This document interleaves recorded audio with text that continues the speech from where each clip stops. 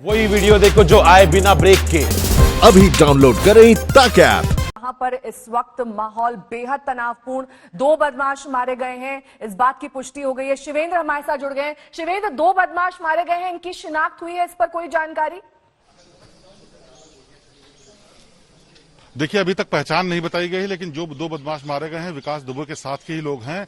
हम आपको बताना चाहते हैं, ये विकास दुबे के घर में इस वक्त फोरेंसिक की टीम जो जांच कर रही है वो बेहद अहम है, क्योंकि ये लोग सबूत जुटाने की कोशिश कर रहे हैं कि आखिरकार इन गाड़ियों में असले लाए गए थे, इन गाड़ियों में कौन लोग थे और क्या सबूत मौका वारदात से मिल सकते हैं, जो कि इसमें बेहद अहम कड़ी हो सकते हैं। इसीलिए यहाँ पर फोरेंसिक की टीम एक एक चीज की जांच कर रही है, फिंगरप्रिंट उठाने की कोशिश कर रही है, इलेक्ट्रॉनिक एविडेंस भी यहाँ से लिए जा रहे हैं, सर्विलांस में जो गाड़ियां जो मोबाइल फोन लगाए गए हैं उनका डेटा भी खंगाला जा रहा है। सारी टीमें एक साथ काम कर रही हैं जिससे कि कोई भी सबूत छूटने न पाए, क्योंकि जिस तरह की प्लानिंग, जिस तरह की तैयारी और जिस तरह से लोग यहां पर इकट्ठा थे वो बेहद अहम है। और कैसे इन लोगों को इतनी बड़ी जानकारी मिली कि इतनी बड़ी टीम यहां पर रेड करने आने वाली है, ये सब जानना जरूरी है।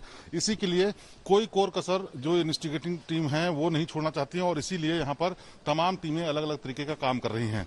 मैं आपको ये भी बताना चाहूंगा कि कैसे स्ट्रेटेजिक लोकेशन पर इन्होंने अपने आप को स्थापित किया जिससे कि पुलिस आए उन पर हमला किया। इसके आप देखिए, ये जो मकान है विकास दुबे का, इसमें बहुत बड़ा सा लॉन है, जो लॉन एरिया है, ओपन एरिया है, जहां एक पहले फ्लोर पर जो ये छत है, इस छत के ऊपर तमाम वो लोग मौजूद थे जिन लोगों ने फायरिंग की और कुछ लोग गेट के पास ऊंचाई पर थे, जिससे कि जैसे ही पुलिस वाले वहां पर उतरे उन पर फायरिंग शुरू कर दी। इसी वजह से पुलिस वाले जब तक समझ पाते पूरे मामले को, अभी पूछताछ के लिए आगे बढ़ पाते, उससे पहले ही उन पर फायरिंग शुरू कर दी गई।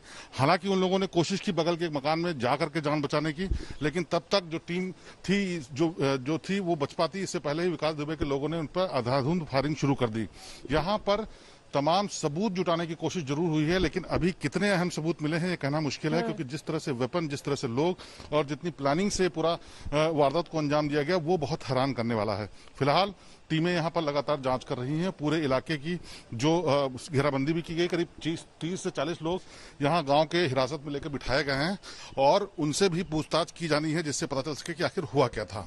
शिवेंद्र, 2 बातें यहाँ पर कंफर्म हुई है एडीजी लॉ एंड ऑर्डर की तरफ से। आप ये दिखाइएगा तस्वीरें। आपसे पहले मैं ये सवाल करना चाहूंगी, उन्होंने ये बात कंफर्म कर दी है कि पुलिस वालों के हथियार मिसिंग है, यानी कि गायब है। दूसरी बात उन्होंने ये बताई है कि जो 7 लोग घायल हैं उसमें 5 पुलिसकर्मी हैं और 2 सिविलियंस भी हैं, यानी कि जब क्रॉस फायरिंग हो रही थी उसकी चपेट में सिविलियंस भी आए हैं, यानी कि जो लोग उस गांव में रहते हैं 2 लोग ऐसे भी हैं।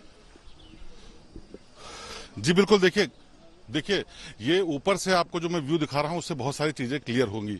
ये गांव का वो हिस्सा है जिसके बाद बाएं तरफ सिर्फ खेत दिख रहे हैं और एक कनेक्टिंग रोड है जो कि बाहर की तरफ जाती है। ये इस इलाके का सबसे बड़ा खुला घर है जो कि विकास दुबे का है और इसी जगह से आप देख सकते हैं कि सामने जेसीबी खड़ी हुई है, गेट है, उस गेट पर भी विकास दुबे के लोग थे और ये जहां मैं खड़ा हुआ हूं ये छत का हिस्सा है और इस छत के हिस्से पे भी तमाम लोग इकट्ठा थे और उनके पास सोफिस्टिकेटेड वेपन थे जिससे दूर की रेंज तक की फायरिंग की जा सकती थी और यहां से एक तरीके से वो स्ट्रेटेजिक लोकेशन पर बैठे हुए थे। और जब फायरिंग शुरू हुई तो उस वक्त पुलिस वाले इस जेसीबी के पास गाड़ी से उतरकर अंदर आने की कोशिश कर रहे थे, उसी दौरान ये सब शुरू हो गया। और बताया जा रहा है कि जब ये पूरी घटना हुई उसके बाद तमाम लोग कुछ गेट से बाहर सामने से भाग करके चले गए। उसके बाद बाएं हाथ पर एक गेट है, उस गेट से भी विकास दुबे के तमाम लोग निकल करके यहाँ से फरार हुए हैं। और ये गांव के भीतर का सबसे बड़ा और मजबूत मकान है जिसकी वजह से जहां जब पुलिस पहुंची तो बाहर से उनके लिए फायरिंग करना संभव नहीं हो पाया और इसी का नतीजा है कि इसमें 8 लोग शहीद हुए और ये बेहद हैरान करने वाली घटना है। हालांकि बताया जा रहा है जो लोग घायल हैं उसमें से 2 लोग सिविलियन भी हैं, गांव के लोग भी हैं, उनसे पूछताछ में भी पता चलेगा कि आखिर क्या हुआ है। लेकिन जो अभी तक लोग हिरासत में लिए गए हैं, जो बाहर बैठे हुए हैं, जिनको बिठाया गया है, वो अभी तक ये बता नहीं पा रहे हैं कि आखिरकार पूरा घटना हुई क्या थी। नमस्कार, मैं हूं अंजना ओम कश्यप। हमें उम्मीद है ये वीडियो आपको पसंद आया होगा। लेटेस्ट खबरों के लिए यूं ही देखते रहिए आज तक और इस वीडियो के पसंद आने पर लाइक, शेयर एंड सब्सक्राइब करना ना भूलें।